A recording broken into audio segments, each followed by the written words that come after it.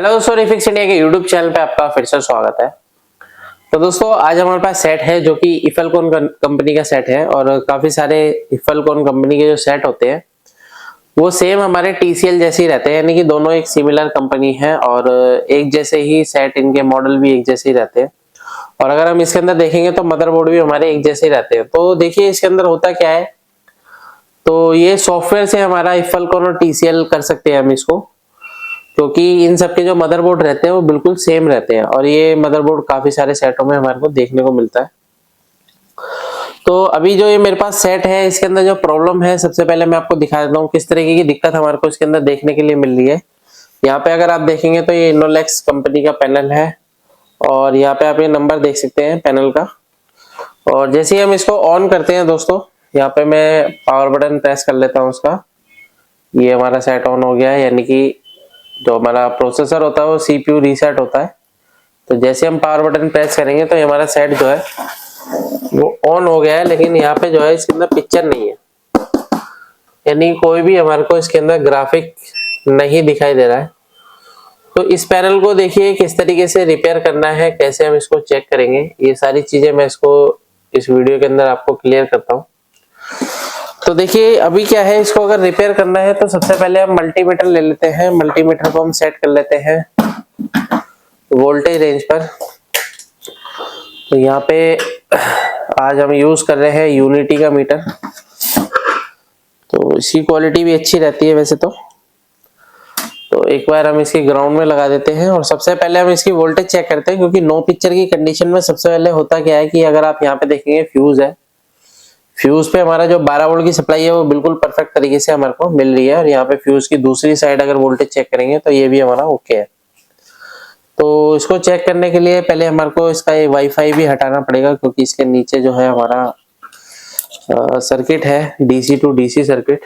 तो इसको हम ऑफ कर लेते हैं सेट को, और इस सर्किट को मैं यहाँ से रिमूव कर लेता हूँ ताकि प्रॉपर तरीके से मैं आपको दिखा सकूं। तो इसको हम यहाँ से रिमूव कर लेते हैं और दोबारा से सेट को ऑन करते हैं। तो यहाँ पे अगर आप देखेंगे तो ये जो वोल्टेज हमारा आ रहा था, यहाँ पे 12 वोल्ट की सप्लाई आती है और 12 वोल्ट की सप्लाई जो है हमारी बिल्कुल परफेक्ट तरीके से यहाँ पे मिल रही है। 12 वोल्ट ओके है, यहाँ पे देख सकते हैं आप।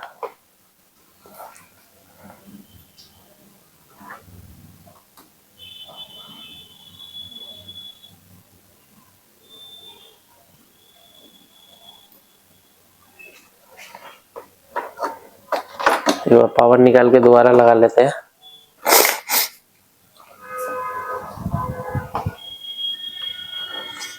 तो अभी हम सेट को दोबारा से ऑन करते हैं और यहाँ पे अगर आप देखेंगे तो 12 वोल्ट की सप्लाई हमारी बिल्कुल परफेक्ट है।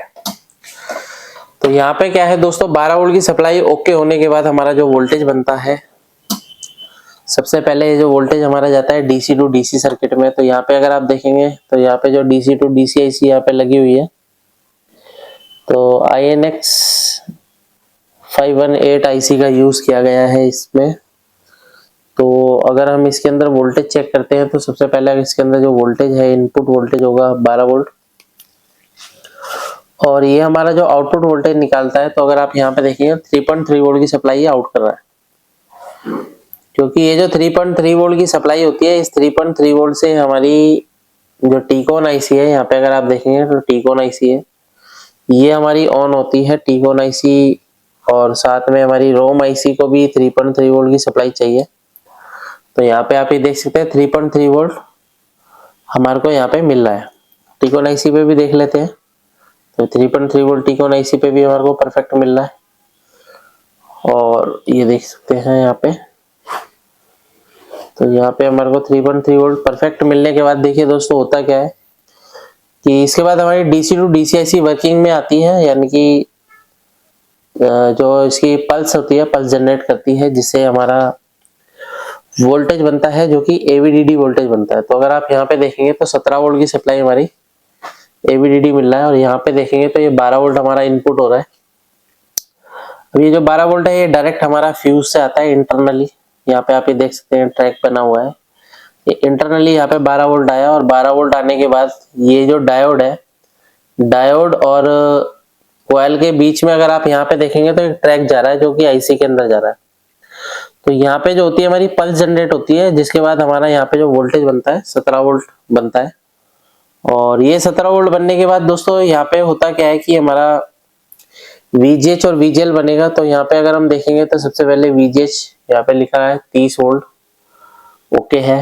30 वोल्ट ओके होने के बाद हमारा जो वोल्टेज बनेगा माइनस वोल्टेज भी बनेगा, यानी कि VGL वोल्टेज। तो यहाँ पे देखेंगे तो माइनस वोल्टेज हमारा 7.9 वोल्ट हमारा माइनस में मिल रहा है।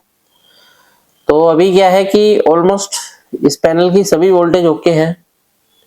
और यहाँ पे अगर हम देखते हैं तो कॉफ के अंदर भी हमारी HAVDD वोल्टेज जा रहा है। और यहाँ पे देखेंगे तो 17 वोल्ट AVDD वोल्टेज भी जा रहा है। तो यहाँ पे जो वोल्टेज है ये ऑलमोस्ट हमारी पैनल के जो सोर्स कॉफ होती है, कॉफ के अंदर ये यहाँ से जाता है सभी कॉफ के अंदर। तो अगर हमारी इस तरीके की दिक्कत आ रही है तो फिर क्या है कि ये जो पैनल है हमारा ये नॉन जीआईपी पैनल है। नॉन जीआईपी का मतलब क्या होता है कि इसके अंदर गेट कॉफ लगी होती है। और कई बार क्या होता है कि गेट कॉफ पे अगर वोल्टेज या सिग्नल नहीं पहुंचेगा तब भी इस तरीके की दिक्कत हमारे को देखने को मिल सकती है। तो इसके लिए क्या है कि अगर हमने यहाँ पे वोल्टेज वगैरह चेक कर ली है तो यहाँ पे हम देख लेते हैं। देखिए यहाँ पे VGL का एक पॉइंट बना हुआ है, तो -8 वोल्ट 9 वोल्ट हमारा बन रहा है इनपुट। तो यहीं से वोल्टेज जो है हमारा सोर्स कॉफ के अंदर जा रहा है। तो ये वोल्टेज जब हमारी सोर्स कॉफ के अंदर जाएगा तभी हमारी सोर्स कॉफ काम करना स्टार्ट करेगी। लेकिन अभी भी पैनल हमारा नो पिक्चर की कंडीशन में है। तो यहाँ पे क्या है कि अगर आप यहाँ पे देखेंगे तो कुछ हमारे यहाँ पे ये डायोड लगे होते हैं। तो अभी क्या है कि जितने भी डायोड होते हैं ये डायोड कई बार प्रोटेक्शन में इसकी वजह से हमारा जो पैनल है चला जाता है। लेकिन अगर हमारे को ये चेक करना है तो चेक करने के लिए यहाँ पे आप ये देख सकते हैं, इसमें RSDS के कुछ पॉइंट यहाँ पे दिए गए होंगे। यहाँ पे आप ये देख सकते हैं ये कुछ पॉइंट है, यहाँ पे RSDS के पॉइंट है। तो अगर हम इसकी आउटपुट में देख लेते हैं एक बार, क्योंकि RSDS जो सिग्नल हमारे आउट होते हैं वो हमारी टीकॉन आईसी से आउट होते हैं। तो यहाँ पे हमारे कुछ पॉइंट है। यहाँ पे अगर हम वोल्टेज चेक करेंगे तो हमारे को कुछ ना कुछ वोल्टेज जो है यहाँ पे देखने के लिए मिलेगा।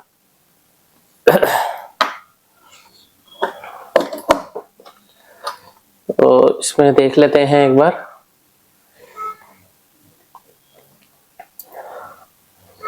ये 12 वोल्ट आ गया है। और यहाँ पे अगर मैं देखता हूँ, ये देखिए, तो यहाँ पे हमारे को जो है वोल्टेज दिखाता है जो कि RSDS सिग्नल में दिखाता है 1.1 वोल्ट या 2 वोल्ट के अराउंड। तो यहाँ पे जो वोल्टेज है हमारी, ये देखिए 1.2 वोल्ट है। यहाँ पे हमारी जो वोल्टेज आ रही है 1.1 वोल्टेज आ रही है। ये देख सकते हैं 1.3 वोल्ट आ रहा है हमारा। तो अभी क्या है कि हमारे जो पैनल के RSDS सिग्नल के जितने भी वोल्टेज है वो बिल्कुल परफेक्ट तरीके से हमारे को मिल रहे हैं, यानी कि ओके है। यानी कि जो टीकॉन आईसी है वो प्रॉपर तरीके से काम कर रही है। अभी इसमें और भी चीज देखने लायक क्या है कि यहाँ पे अगर आप देखेंगे तो कुछ और भी सिग्नल होते हैं, जैसे OE सिग्नल होता है, ये भी हमारा 1.1 वोल्टेज है।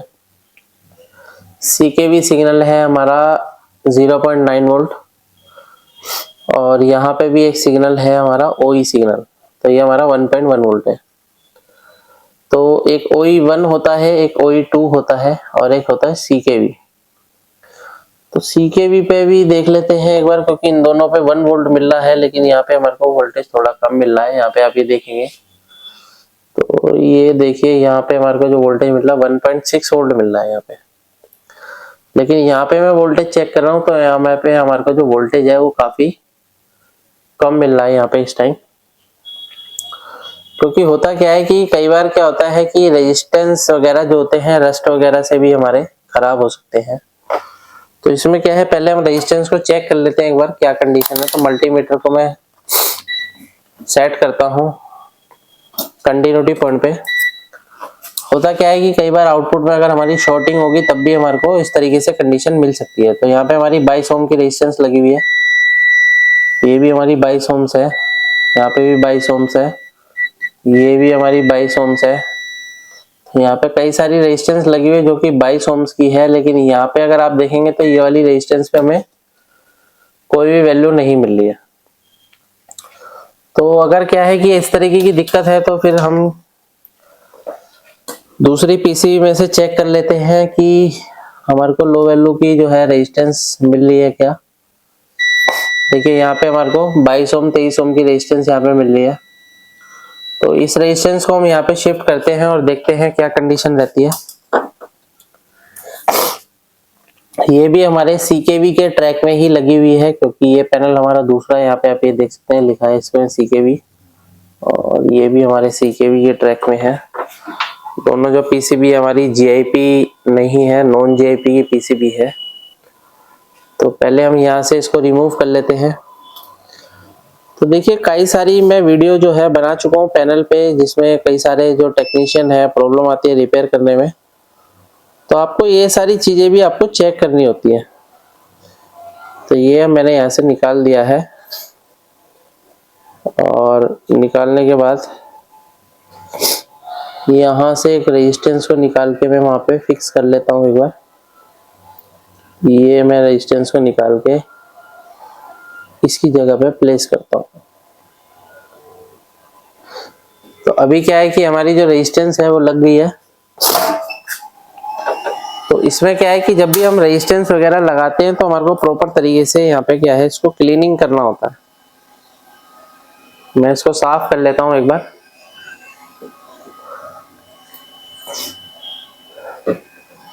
इसको हम यहाँ से साफ कर लेते हैं।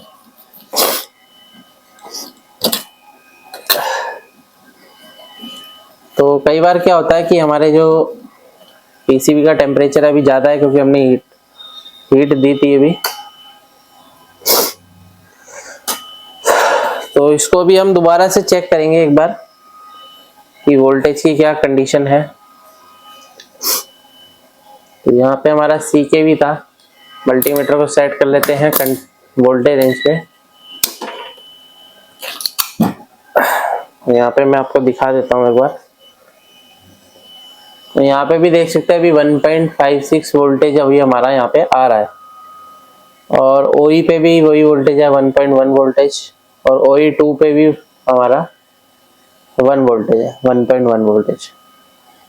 तो देखिए क्या होता है कि अगर आपको सिग्नल चेक करना होता है, वैसे तो डीएसओ की जरूरत पड़ती है, लेकिन फिलहाल हम एक अंदाजा लेके मेजरमेंट कर सकते हैं कि पैनल के सिग्नल हमारे ओके है या नहीं है। क्योंकि उसको अगर आप पूरी लाइन से चेक करोगे, क्योंकि यहाँ से जो सिग्नल निकलता है ये हमारा टीकॉन आईसी से ही निकल रहा है सिग्नल। तो यानी कि अगर यहीं पे हमारा वोल्टेज ड्रॉप होता है तो टीकॉन आईसी खराब होने के चांस थे। एक बार पिक्चर की कंडीशन देख लेते हैं। तो यहाँ पे अगर आप देखेंगे तो पिक्चर हमारा यहाँ पे बन रहा है अभी इसकी जो लाइट है बैक लाइट थोड़ी सी डिम जल रही है, लेकिन पिक्चर हमारी आ चुकी है। पैनल हमारा बिल्कुल ओके हो चुका है। तो इसको मैं दोबारा से आपको ऑफ करके दोबारा से ऑन करके दिखा देता हूँ, ताकि प्रॉपर तरीके से आपको दिखाई दे। तो यहाँ पे आप देखेंगे ये हमारा एफएल कौन यहाँ पे लिख के आ रहा है।